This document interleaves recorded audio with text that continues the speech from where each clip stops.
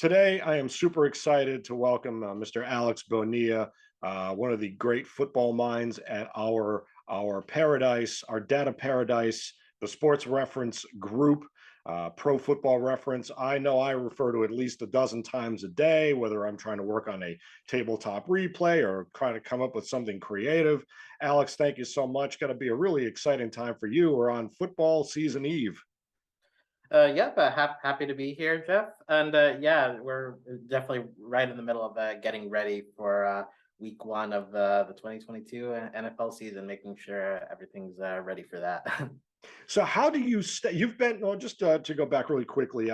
For those who may not know, sports reference sites launched with the baseball reference in April 2000. Football came in December that year. Basketball was added in April 2004, and all three were joined under the umbrella of Sports Reference LLC in December 2007. Alex, you've been with them since March 2018. How intense an experience is it working there, especially for someone who loves sports? It's a little intense, I'd say, but mostly because of the people who we know use the site are generally also pretty intense about their sports fandom. So there's obviously a little bit of pressure to make sure that we're delivering what people are expecting of us. But fortunately, within the work environment, it's also there's good effort made to make sure that everybody's got what they need to make sure everything gets done. It's definitely not as high stakes of a workplace as I've been in the past. So they do their best to make sure that the environment is conducive to good work. But the for sure, especially around the beginning of sports seasons, is when stuff really begins to pick up for us. So how do you kind of, as I understand, you've got about 27 folks. How do you really gear up as a group to dive in to start receiving all this data? And how does that work? I mean, and you're bridging, of course, NFL start and MLB postseason. There's a lot of data Mhm. coming in. Yeah, for sure. Fortunately, because of how big we've gotten, we have a good setup where we have a couple of developers dedicated to at least one of the sports sites.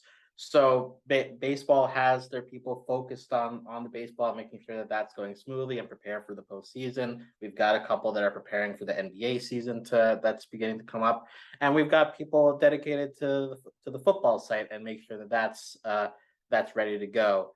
We have right now it's Mike Kenya, who's the lead developer on the football site, and I'm currently the data developer. So I'm in charge of making sure all the smaller stuff is taken care of beforehand.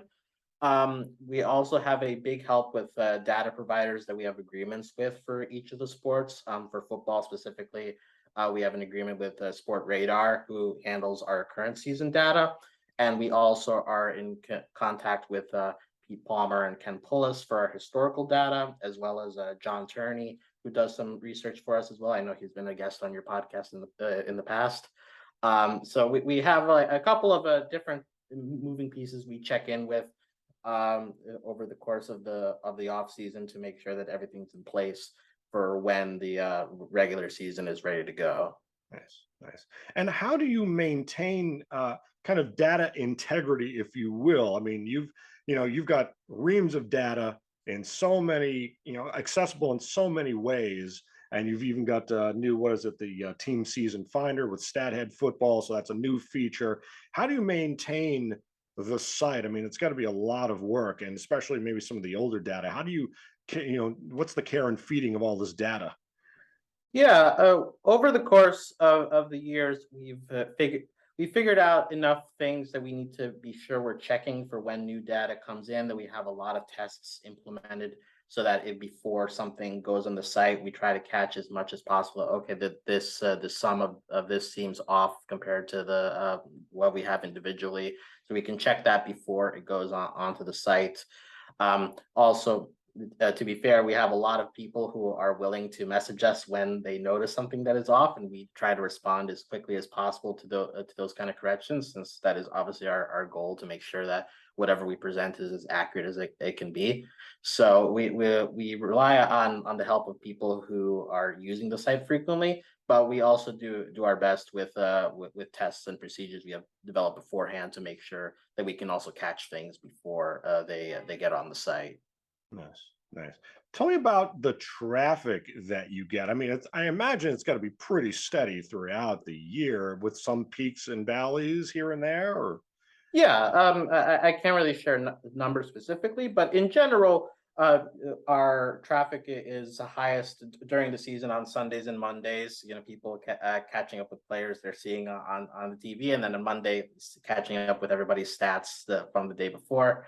In the off season, it does cool off a bit, although there's a spike around the drafts, like people figuring out like who got drafted or who's on the team beforehand to see make sense of why they picked a certain player. So you'll get like those like random spikes during the off season, but for sure, our regular season is where we make our is our meat and bones for Pro Football Reference. Mhm. And I mentioned Team Season Finder. I think that was just posted August 22nd on the blog. It's a new addition to Stathead. What kind of, in a nutshell, is the Team Season Finder? Yeah, so beforehand, if you wanted to get the season stats for at the team level, there's a bit of a workaround that you could do with an existing game finder tool, but we wanted to make it just easier and cleaner for people to figure that out. So we split that out into a separate team season finder, and because there are a lot of times you just want to figure out like over the course of a season, compare that to teams in the past, how they performed in certain stats. And fortunately, that since we already have a long stretch of season stats back to team levels season stats back to the 1950s, even earlier than that. So we didn't have to add too much to that. It was more of just making sure that a thing that people were searching was easier to do than it was previously.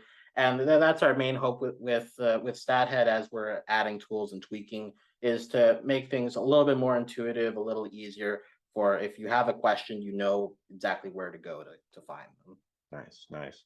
You know, and there are just so many ways to slice and dice the data, and you can find some really cool stuff. You just dig around there. The travel data for teams, who wore what jersey number, lots of cool stuff. What to you are some of the Easter eggs, if you will, some of the things that folks might not be so keenly aware of that are really cool features on the football side or maybe throughout the sports reference family? Yeah, I can mention some things that I've worked on directly because that's just the stuff that I've had the most connection to. But for example, our coaching data, I feel like is stuff that doesn't really get mentioned that often. But I like the context of it, especially like seeing the head coaches, like future head coaches who worked for them or roles that they had in various levels before they got an NFL coaching job. That was a decent amount of research that I did to fill some of those holes in, and I always like going back to that to get a sense, especially for newer coaches who come in. It's like where did they come from? I've never heard of say Justin Howden before, Broncos offensive coordinator, and you can see like how quickly he rose up the ranks. So I like that part of the site. Also, the Hall of Fame monitor, I feel, is a unique feature that we have on the site of trying to estimate a player's chances of eventually getting into the Pro Football Hall of Fame, using a variety of factors that we've picked up that voters have considered in past campaigns. So I always like looking at that, especially you looking at active players where they stack up compared to previous inductees, how close they are, how much more they need to do to have a solid case. But the Pro Football Reference has a lot of neat features that I'm sure every once in a while somebody mentions something to me that even I'm like, oh yeah, we do have that. So there's a lot of hidden gems that I'm sure people are aware of, and we would appreciate you sharing them with other people that use the site. But those are just two that are off the top of my head Nice. that I particularly enjoy. Nice. Now we've been talking to a lot of game designers. One of them, Brian Hafferkamp, he builds tabletop games based on really sabermetrics, StatCast, things like that.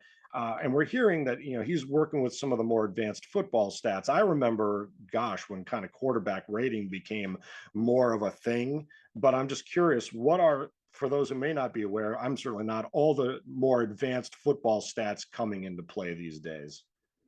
Yeah, so Pro Football Reference, as part of the switch to Sport Radar as our data provider, they are also giving us some advanced data back to 2018. We have some of that available. So, in passing, things like pressure stats, like average pocket time for quarterbacks, amount of times percentage of times they're pressured on a play, for rushers and receivers, you get stuff like yards before catch, yards after catch, so you can see that breakdown. For defenders, I especially enjoyed our addition for that because that adds a lot of context. Things like average depth of targets, broken tackles that they've been a part of, uh, a pressure percentage. So it's not, we don't have to rely on just sacks anymore. We also have hurries and hits that we can rely on as well. So I definitely appreciate the fact that we have a lot more at our disposal to judge players on. If we just have the stats in front of us, we have a lot more context to add to the considering a certain player.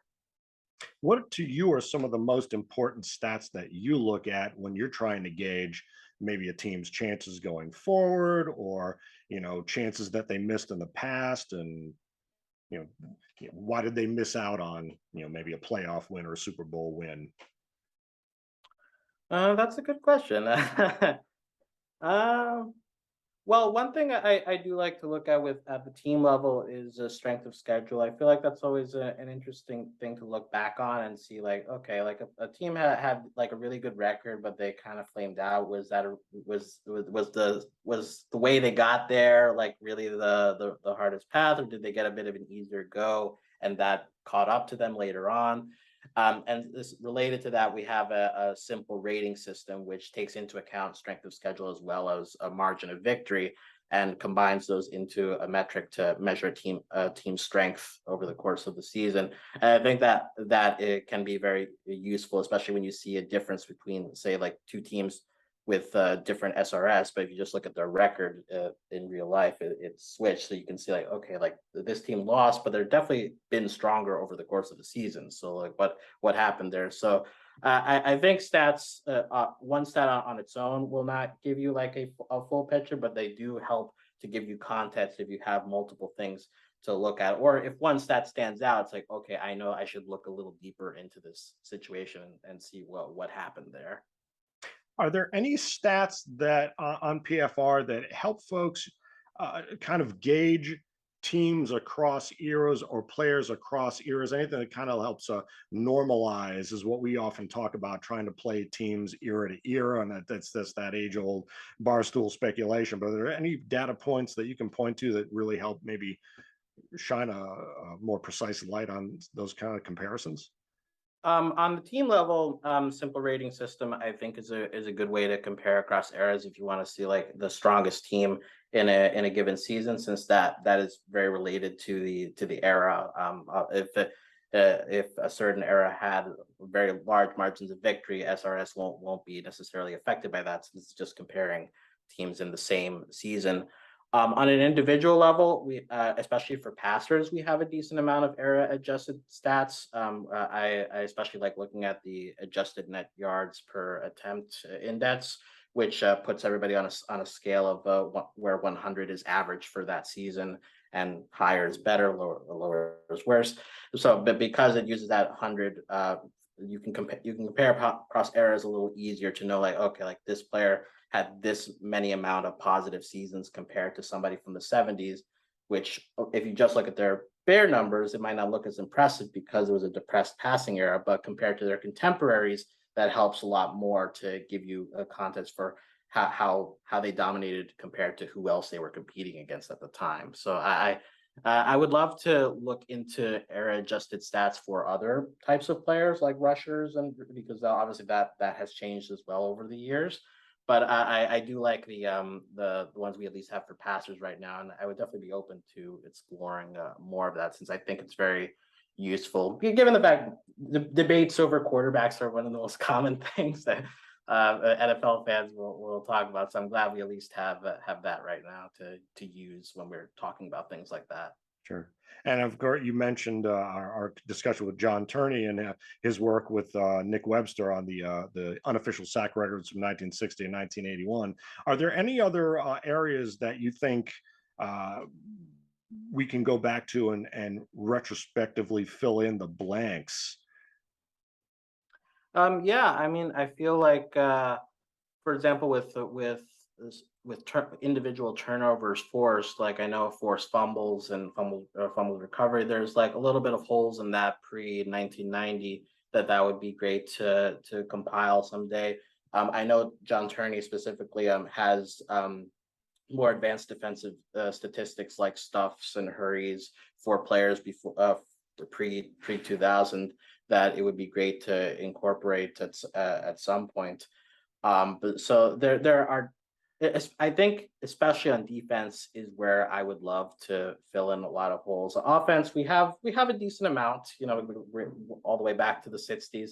But defense, I feel like once you get back to a certain point, you start seeing a lot of blank columns that I would definitely like to have a little bit more context to it, and I think would be helpful when being able to have a greater sense of people like Jack Youngblood or Lawrence Taylor compared to defenders currently would be awesome to have for as a historical football fan.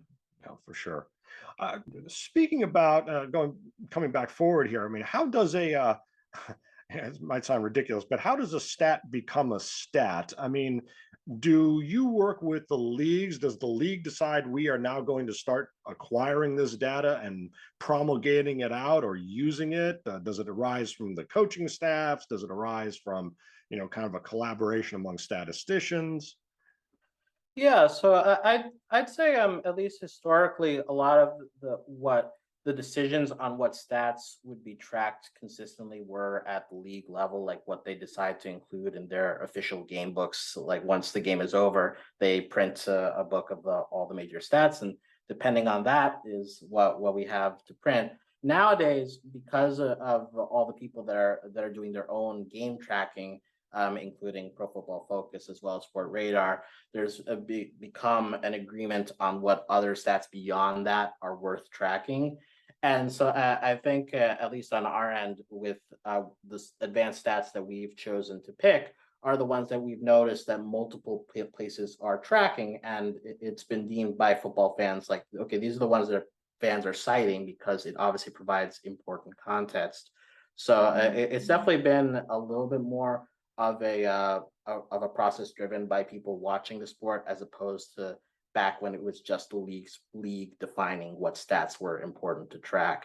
And I think that's also resulted in people doing the effort to backfill back when the league was not tracking them officially, like sacks, for example, where it was only officially tracked back to '82. But we've got the effort to research and try to dig past when they weren't tracking that as officially as they do today. And now, do you, as an organization, reach out to folks and try to extract data? Going back to maybe playbooks even prior to the '60s. I mean, we know it's hard to get It's just harder to get football data, for instance, pre-wars. I just wonder if do you maybe partner with I mean, I know you're partnering with uh, some folks right now, somebody like Mhm. PFRA. I mean, what is the kind of process whereby you might go out and initiate a data seeking expedition? Yeah, up to now, our main strategy has been partnering with people who are already doing the research and supporting them how we can in making sure that they have the resources they need to get there. Since we feel like if people are already doing the research and we can compensate them for their efforts and include it, so that way other people have access to the data that fits in our company value of data democratization. We want to make sure that if there is information available, that the most people possible have access to it. So we try to partner with people who we know are doing that kind of research, like John Turney, TJ Troop is another researcher we've partnered with in the past to get historical data. And we every once in a while somebody sends us a correction on historical data that we can then cross-reference with places like PFRA, they have a very extensive archive of old game books that we can fact check with. So those are all important resources that we rely on to continually improve the data that we've collected over the years, and continue to, as mentioned earlier, the idea of data integrity. It's a constant effort, and we try to install those corrections as soon as we're made aware of that they need to be made. Do you ever get players inquiring, former players or coaches inquiring about, yeah, data that, or suggesting corrections, perhaps? Not on the football side. At least I've not. Oh, there was one time that I got a call from Craig Colquitt, who was a punter in the 1980s with the Steelers. Yeah. We had not included the fact that he was related to the current Colquitt punters of the Chiefs and Browns. So he called us up like, "Hey, can you like make sure to add that?" And yeah, of course, Mr. Colquitt. So No. that's been my only direct interaction with an NFL player. With the other sports, we've gotten a little bit more on baseball. Every once in a while, we'll have people inquiring about maybe a game that they have a dispute about the stats, or basketball. But those are a little different because we track other levels besides the major league. Like we have the minor leagues in baseball, NBA. We have on basketball, track international leagues. So there's a little bit more room for the data mistakes when it comes to lower levels. NFL and college football are the main FBS level college football are what we track there. So fortunately, the providers we've stuck with there have done a really good job of making sure that the stats we get are accurate. And we don't need to do that much cleanup. Mhm, mhm. On more of a personal level here, going back to your Hall of Fame probability tracker, who are some folks that you think need to be in the Hall of Fame? Who's your team, or what are your teams? Well, I originally it's funny story there because I originally started as a Washington football team fan when I joined the company, but the company is based in Philadelphia. I live in Philadelphia now, so and Washington has had a lot of scandals over the years, so it's made it a little easier for me to gradually shift my allegiances over to the Eagles. But also because I have to pay attention to the entire league. It's not like it's a strong connection. Like I also have my player fandoms spread across. I mean, the fact that Gardner Minshew came to Philadelphia was really nice for me because I was already a fan of him when he was in Jacksonville. So in terms of fandom, loosely Eagles, but I definitely try to pay attention to as much of the league as I can. In terms of Hall of Fame, I'd say like in the linebackers specifically, I feel like there's a couple of people that could be given a little more consideration. Like the fact that Randy Gradishar has been snubbed for so long still like eludes me. That like his stats now that we have like sacks like that on top of the interceptions, it helps to show like how well rounded of a linebacker he was, at least statistically. Um, I would definitely love to see a little bit more special teams representation. Like Steve Tasker is the popular one, but also like I would love to live in a world where like Gary Anderson or Nick Lowry were given any serious consideration, which they have not really been. But I would like to see it, given how important kickers, how I believe kickers are important to the league, and I don't think the Hall of Fame has really represented that up to this point. So that there are definitely some interesting names when you look at the high scoring players on the monitor that have not yet gotten much headway up to this point. That's true. Yeah, there really aren't as many kickers there. I think Ray Guy is one of the few. Right? I mean, you talk about Yeah, hang time with that stat. That was always the old hang time stat. They would show the little digital clock was back in yeah. the old days. Uh, I'd be interested to see what movement Shane Leckler gets once he's like, I feel like nobody talks about him that way, but like if you look at him on the page, like he's got more accolades than any punter has gotten. So like I would love to see what they decide to do with him. Yeah, for sure. And then you got a return man like Devin Hester, something like that. I mean, Well, we'll see how Cordero Patterson ends up finishing his career. Like he's done a lot, or at surprisingly a lot at this point, and he's still got a decent amount of his career left. So we'll see how NFL history decides to look at him once that all is said and done. for sure. Look at the stats, people. Look at the stats. As you know, I can't. I imagine you know, in the course of your job there, your work there, that you. I mean, you're seeing lots of data. As do you recall some instances where something has really popped out at you and it prompted you to maybe look a little more into a team or a player or an era? I feel like over time, I've as I've explored more of the site, I've gotten a little bit more interested in like the 1960s and 1970s era of football, just because that is one way before my time. But like, it's obviously like players from that era are talked about like legends, and yet there are like so many people that are like not Hall of Famers that still had like really interesting careers back then, and like the short-lived reigns like the Grits Blitz Falcons defense of 77. Like I'm just like fascinated by like how short of a reign it was, but like how dominant it was in its time. And like in the 60s AFL like always has some interesting stories that pop up every once in a while. So I've definitely appreciate anytime I get to I have some kind of research project that lets me dig into that era a little bit more than I usually get the chance to. Nice, nice. Um, what's your favorite sports movie? Mm, mm. I feel like this is a little bit of a cop out because I live in Philadelphia, but I do enjoy Rocky a lot.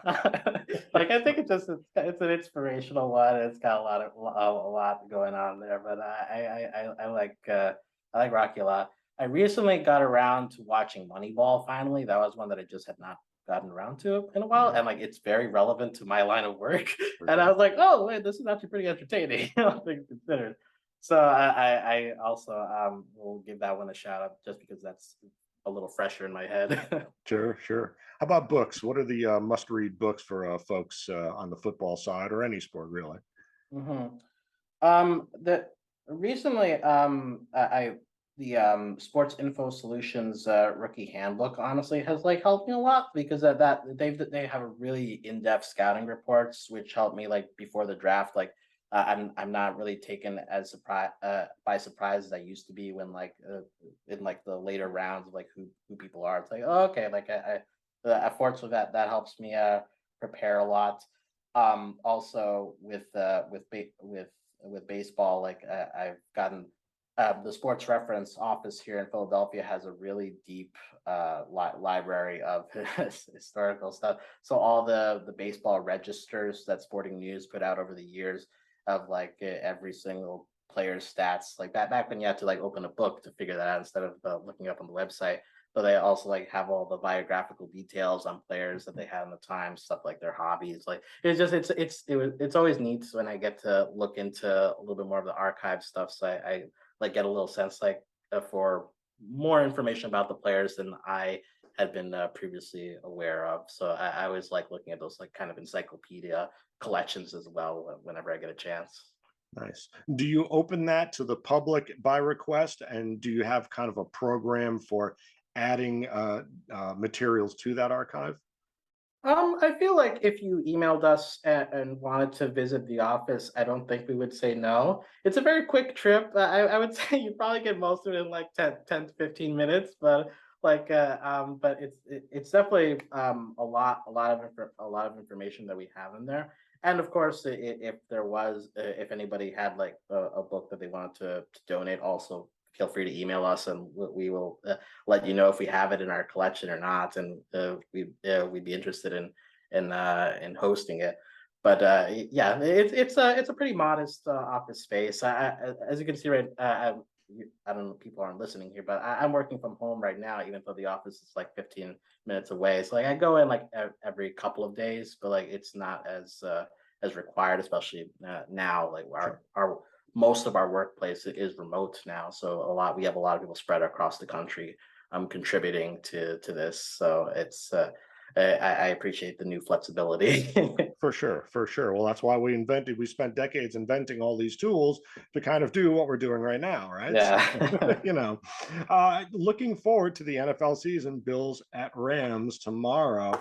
Uh, what are some records that are kind of on the cusp this year? Anything that you're looking out for? I am very interested to see if Josh Allen can get an MVP case going. I feel like he got pretty close last year, and I feel like he's definitely young enough that he can still continue to improve his game.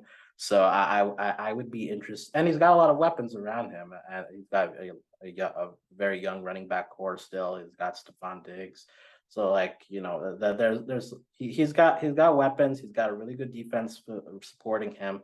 I am interested to see if he can make that final jump into stardom, and I think he's got tools around him to do it. So I would love to see that happen. Nice, nice, excellent.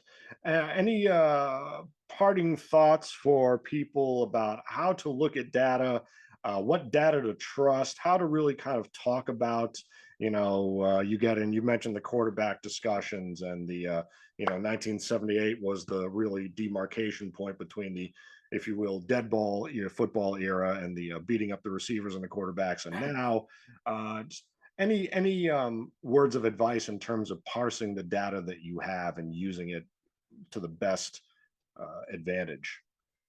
Yeah, I think the argument I always see online is when a stat seems off or doesn't fit with the eye test. There's often a tendency to just dismiss it outright or say, oh, okay, that stat isn't any good because like it doesn't fit my conclusions. But I always see the statistics as a whole group of measurements. If one doesn't sticks out as going off, I think you interpret that more as a sign to look deeper to see like, okay, like what are the reasons that that would be the case? Are how do these two players measure up against other statistics, and does that match up? Or is that an outlier? Like I just feel that with statistics, there definitely needs to be more of an open mind about things that look out of the ordinary, that about outliers, and use them as an opportunity to dig deeper and to look into other ways to measure player performance. And I think that if you view the statistics as a group, as a more as one is helpful to give you context to the rest. I think that really benefits you and will enrich your experience of how you view football, is having all of that at your disposal, and avoid throwing away certain things that maybe seem off at first, because in other cases they can be very helpful to pinpoint cases that that you might need to pay more attention to. So that's always my thought. If you view all of it together as a whole picture, try not to focus on one thing, because that just gives you too limited of a view when you could have so much more at your disposal. Here, what is one myth about football, about a player or a team or an era that drives you nuts? I will say I think that this one has died down a little bit, but I always get a little miffed when people talk about like you have to establish the run to win, like and like using stats like, okay, the team who wins has it runs this amount of times usually, like because obviously we have gotten to the point where we realize like you obviously run the clock out if you're ahead. So, but that doesn't necessarily correlate to you ran to get to the point where you are winning by enough that you can run out the clock. So, like I feel like that's something that I think fortunately most football fans are not really buying into anymore. But I still hear it every once in a while. And I get a little bit like there's a little bit more to it than just run the ball as often as possible, and that will makes you more likely to win. Especially now, like in the age where we have like a short passing game as the run game for certain teams, like that is as valid a strategy these days if you are set up for it. So just making sure that those kind of myths don't keep getting repeated would be nice. Awesome. Well said. Well said. Alex, man, we love you. We love PFR. It is our gospel every day, every way we look at that data. We rely on it. Thank you and the team so much. Glad to be here. And if you don't mind me making just a quick plug here at Please. the end, as mentioned earlier, we have our Stathead group of tools that make it a lot easier to search through the stats that we have on Pro Football Reference. And we are going to set up a coupon code APBA20 for anybody listening to this podcast. You will get 20% off if you decide to do an annual subscription to it. And so that's a pretty big savings if you want to get a jump and make sure you have access to that for the entire season and off season. So, but yeah, as mentioned earlier, we recently added a team season finder. We have a very powerful play finder tool if you want to get really deep into the play-by-play and find specific instances of something happening. We have our game finder tools, split finders. So we have a lot of ways that you can dice up the data in a pretty easy to learn format. We have a lot of tutorial videos that we've set up as well. So feel free to give it a try. And we have that coupon code APBA20 that you can use if you want to jump at an annual subscription and lock that in. Ooh, that's awesome. That sounds great. Jump on it, folks. That's awesome. Alex, have a great day. Thank you so much, sir. Appreciate it. Thank you, Jeff.